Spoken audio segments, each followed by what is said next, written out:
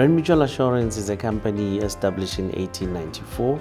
We administer compensation for occupational injuries and diseases, licensed by the Department of Labor, and we work very close with the compensation fund. So our primary function is to make sure that workers within the mining and the metal industry who get injured on duty, who get diseases on duty, can get proper medical care. In instances where there's permanent disability, they are able to be compensated accordingly. RMA intentionally put up a social impact strategy to make sure that with our ambition of growth, we do not leave anyone else who's within our value chain behind.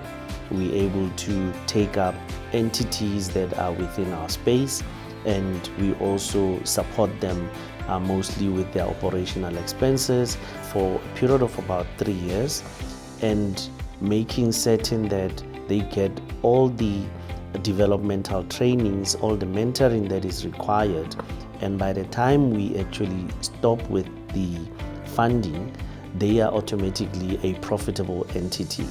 We have what is called a BOSS strategy. It's a business of significance. We're trying to drive certain value for our organization, but we're also saying let's drive another value on the areas of people who are within our circle. That does not just limit itself to companies. We're talking here even unions to a certain extent.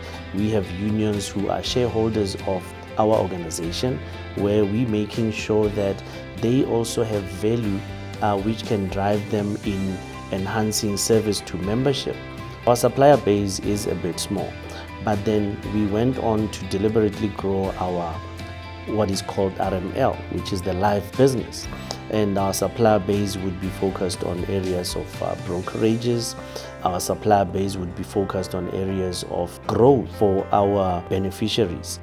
We partnered with an entity called MDA, it's Mine Workers Development Agency, where we're saying if there's a worker who got injured on duty, can we find ways of rehabilitating them? Can we find ways of making sure that they become economically viable in society? In line with our supplier, we do have a couple of initiatives that we can actually showcase as to what is it that we did. For an example, there's an individual in Limpopo who's called Poly Madihlaba. He's got a company called Poly Orthotics. They basically do prosthetics on site, and today he's successful with about 7 practices throughout the country.